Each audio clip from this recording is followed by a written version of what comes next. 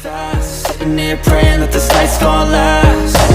You got it all on tap, I'm loving your vibe, always have your back. We like all the same tracks, listen all night in the sheets all black. Halo semua, salam sejahtera Malaysia, tuan-tuan dan puan yang amat dihormati semua. Sudah pasti sebelum ini kita mendengar berkaitan dengan isu Menara Ilham disita yang mengaitkan Tun Daim Zainuddin disebabkan Menara Ilham yang dimiliki oleh Tun Daim Zainuddin. Tapi yang mengejutkan tuan-tuan dan puan, selepas saja isu Menara Ilham ini menjadi perbualan ramai orang, ada pula pihak yang saya dengar-dengar menggesa supaya Tun Dr. Mahathir juga disiasat. Disebabkan Tun Dr. Mahathir dan Tun Daim Zainuddin adalah sekutu. Nah, saudara-saudara, akhirnya perkembangan terkini berkaitan dengan isu Menara Ilham ini, satu perkongsian daripada Shahabuddin Husin yang pasti dinantikan ramai. 4 individu disiasat SPRM berkait kes Tun Daim. SPRM merekodkan kenyataan daripada 4 individu dalam siasatannya terhadap bekas Menteri Kewangan Daim Zainuddin. Peguam Rajesh Nagarajan dan Sach Pritraj Sohanpal yang mewakili 4 individu terbabit mengesahkan dalam satu kenyataan media bersama bahawa SPRM memanggil mereka ke ibu pejabat agensi itu di Putrajaya. Keempat-empat individu telah dipanggil untuk keterangan. Mereka direkodkan mengikut Seksyen 30 Akta SPRM 2009. Keempat-empat mereka sangat bekerja sama dan segera hadir ke ibu pejabat SPRM untuk direkodkan kenyataan mereka walaupun diberi notis kurang daripada 24 jam untuk berbuat demikian, kata kedua-dua peguam itu. Bagaimanapun, kedua-dua peguam itu membidas SPRM sebagai penindasan menyalahi undang-undang dan angku. Kedua-duanya memetik, insiden pegawai SPRM didakwa melarang mereka menemani anak guam mereka ketika disoal sekaligus menghalang mereka daripada mewakili dan menasihati anak guam mereka. Apabila ditanya pihak yang mengarahkan, peguam beredar, pegawai SPRM mendakwa ia arahan datang daripada pihak atasan.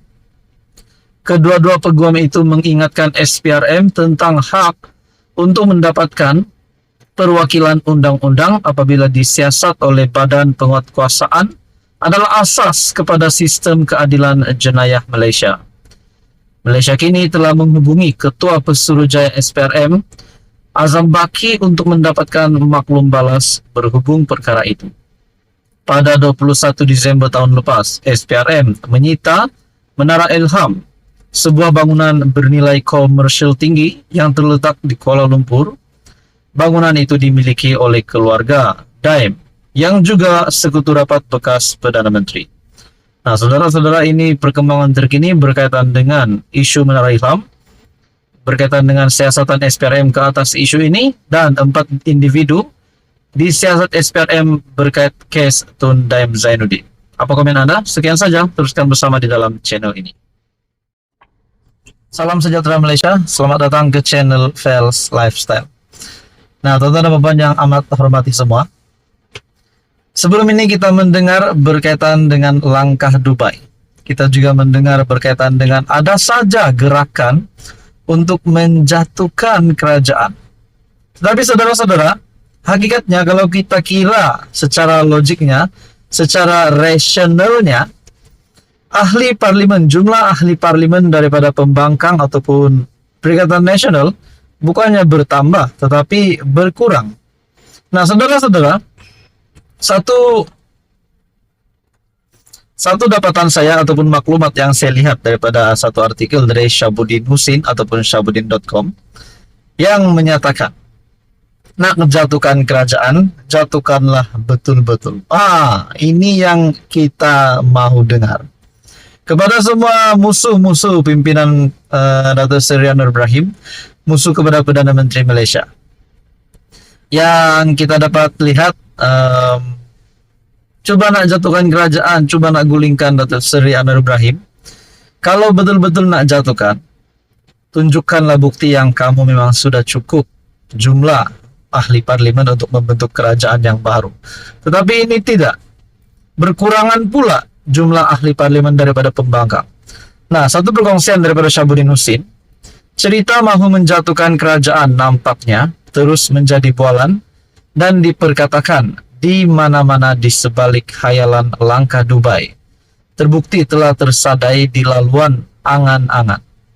Mentang-mentang untuk berhayal dan berilusi tak perlu bayar sebarang yuran. Suka-suka hati saja mereka mengoptimumkannya. Kononnya masih ada lagi langkah lain akan digerakkan selepas ini bagi menjatuhkan kerajaan. Kadangkala susah juga memikir logik cerita tukar kerajaan ini karena jumlah ahli parlimen PN yang mewakili blok pembangkang sekarang ini bukannya makin bertambah tetapi semakin berkurangan. Daripada 74 MP yang mereka ada, kini sudah tinggal hanya 69 orang saja setelah 5 daripadanya mengisytiharkan sokongan terbuka kepada kerajaan. Kalau daripada 74 tiba-tiba bertambah jadi 84 atau 90, barangkali bersambunglah juga sel-sel otak untuk menerima logik kerajaan boleh bertukar tangan. Nah, berkaitan dengan perkongsian daripada Syahabuddin ini, saya sangat setuju.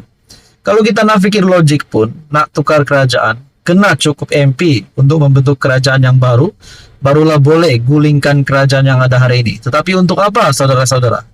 Nah, kepada Anda semua yang menonton video ini, Anda boleh komen di bawah berkaitan dengan isu ini. Anda boleh teruskan dengan channel ini untuk info yang seterusnya. Terima kasih semua. Bye-bye. Halo semua, salam sejahtera Malaysia. Selamat datang ke channel Fels Lifestyle.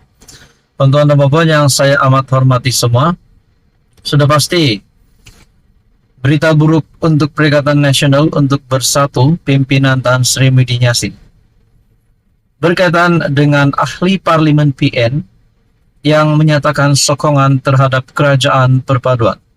Sebelum ini juga kita mendengar berkaitan dengan langkah Dubai yang kita tak tahu status langkah Dubai ini, siapa penggerak, siapa yang mengetuainya.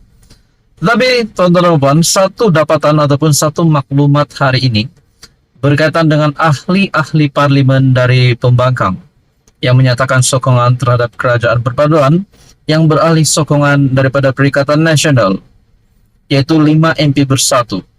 Mungkin ada yang kata kerajaan menggunakan khidmat broker dengan memberikan suapan untuk ahli parlimen pembangkang supaya mereka menyokong Datuk Seri Anwar Ibrahim.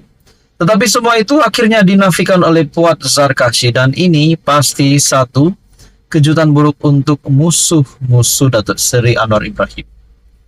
Menurut Puan, MPPN beralih sokong PMX secara sukarela. Tidak timbul isu kerajaan perpaduan, kini menggunakan khidmat broker untuk memujuk seramai mungkin ahli parlimen Perikatan Nasional untuk menyatakan sokongan kepada Perdana Menteri Datuk Seri Anwar Ibrahim dalam masa terdekat.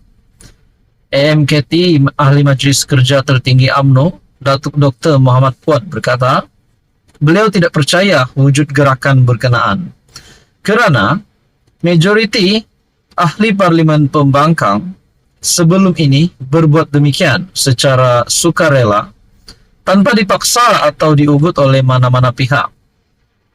Nah, saudara-saudara, adakah dengan itu selepas ini lebih ramai lagi ahli-ahli parlimen dari pembangkang Perikatan Nasional akan menyatakan sokongan terhadap kerajaan perpaduan? Dengan sukarela menyokong kerajaan perpaduan, kita juga tahu pengakuan mereka, pendedahan mereka adalah demi untuk pengundi di kawasan masing-masing, tidak lain dan tidak bukan adalah untuk pengundi. Nah, saudara-saudara, Muhammad Puan berkata ahli parlimen PN terbabit berbuat demikian kerana sedar mereka tidak akan dapat membantu pengundi dan penduduk di kawasan masing-masing tanpa bantuan keuangan daripada kerajaan persekutuan. Ini saya amat setuju. Jadi ahli parlimen PN dan pembangkang yang lain yang juga ingin mendapatkan peruntukan daripada kerajaan perpaduan, kerajaan persekutuan, bolehlah mengikuti langkah 5 MP bersatu sebelum ini. Nah, saudara-saudara, tonton dan bapak, apa komen Anda? Sekian saja, teruskan bersama di dalam channel ini untuk info yang seterusnya.